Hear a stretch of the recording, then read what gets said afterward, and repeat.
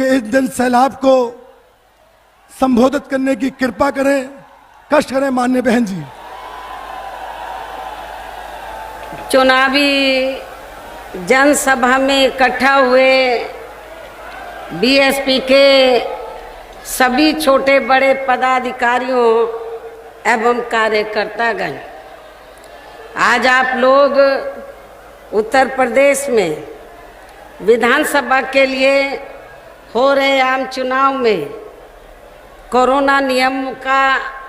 पालन करते हुए अपनी पार्टी के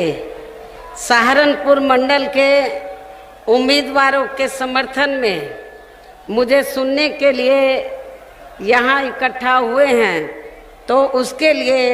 मैं आप सभी लोगों का हार्दिक दिल से आभार प्रकट करती हूँ। और अब मैं सबसे पहले अपनी पार्टी के संबंध में ये कहना चाहूँगी कि हमारी पार्टी ये चुनाव उत्तर प्रदेश की सभी विधानसभा की सीटों पर अकेले अपने बलबूते पर ही पूरी तैयारी व दमदारी के साथ लड़ रही है। इसके साथ ही यहाँ सन 2007 की तरह फिर से अपनी पार्टी की पूर्ण बहुमत की सरकार बनाने के लिए लड़ रही है, ताकि आपको वर्तमान में भाजपा के चल रहे जातिवादी, संकीर्ण, अहंकारी व तानाशाही वाले शासन से मुक्ति मिल सके। इसके साथ ही हमारी पार्टी ने पूर्व की तरह इस चुनाव में भी बीएसपी से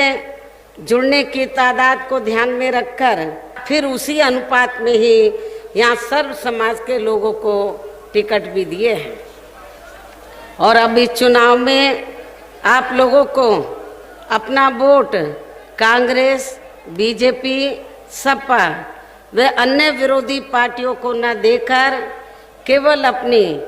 एकमात्र हितैषी पार्टी बहुजन समाज पार्टी को ही देना क्यों जरूरी है, उसे समझना होगा। हालांकि इस संदर्भ में आप लोगों को ये मालूम है कि आज़ादी के बाद शुरू में काफ़ी लंबे समय तक केंद्र व उत्तर प्रदेश सहित देश के अधिकांश राज्यों में भी कांग्रेस पार्टी की ही अकेले यहाँ सरकारें रही हैं, किंतु इनकी गलत नीतियों एवं गलत कार्य प्रणाली की वजह से ही अब ये पार्टी केंद्र के साथ साथ बहुत पहले ही यहाँ उत्तर प्रदेश की सत्ता से भी बाहर हो चुकी है। इसके साथ ही ये पार्टी जबरदस्त जातिवादी होने के कारण शुरू से ही हर मामले में यहाँ दलित, आदिवासी व अन्य पिछड़ा वर्ग विरोधी पार्टी भी रही है और अभी भी है, जिस कारण केंद्र में रही इस कांग्रेस पार्टी की सरकार ने इन वर्गों के मसीहा व भारतीय संविधान के मूल निर्माता परम पूज्य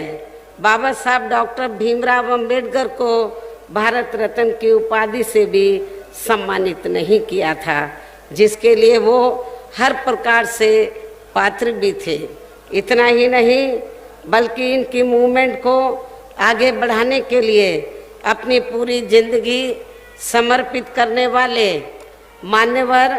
श्री कांशीराम जी के देहांत होने पर भी केंद्र में उस समय इसी कांग्रेस पार्टी की रही सरकार ने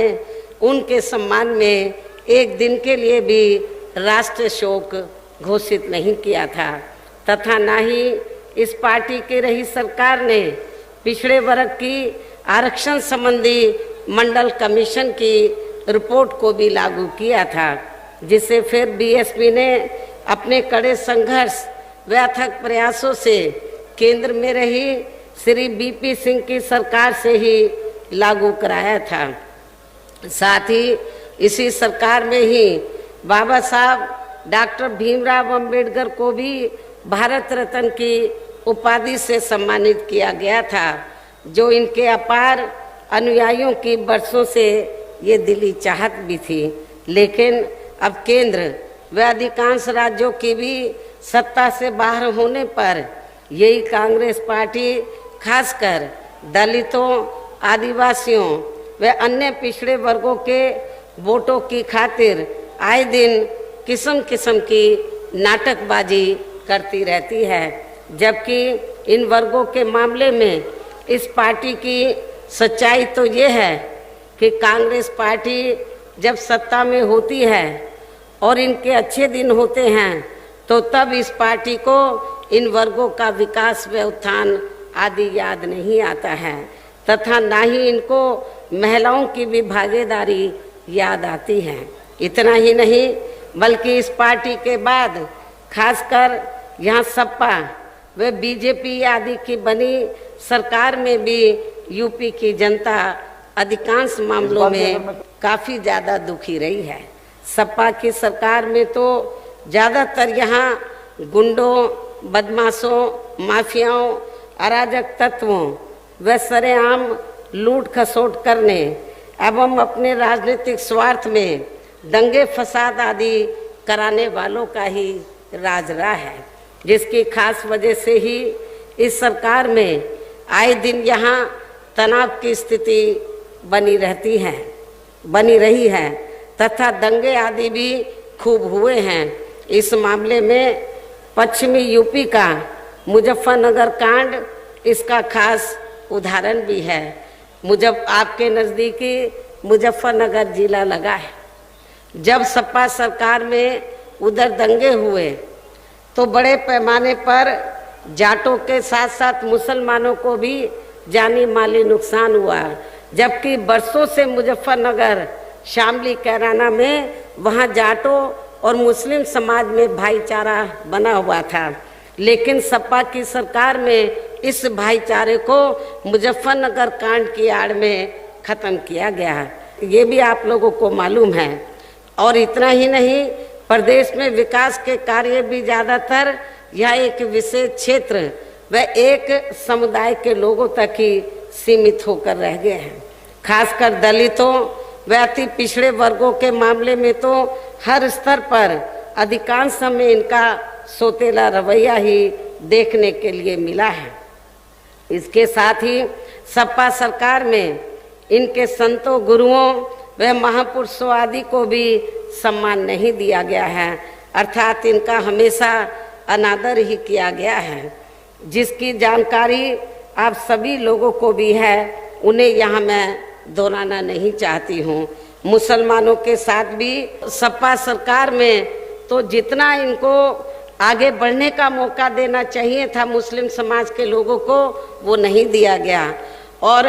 इनकी तरक्की तो बहुत दूर की बात रही। पूरे यूपी के मुस्लिम समाज के लोगों को ये मालूम है कि समाजवादी पार्टी के सत्ता से बाहर जाने के बाद और बीजेपी के सत्ता में आने के बाद यहाँ पूरे यूपी में सबसे ज़्यादा समाजवादी पार्टी को मुसलमानों ने साथ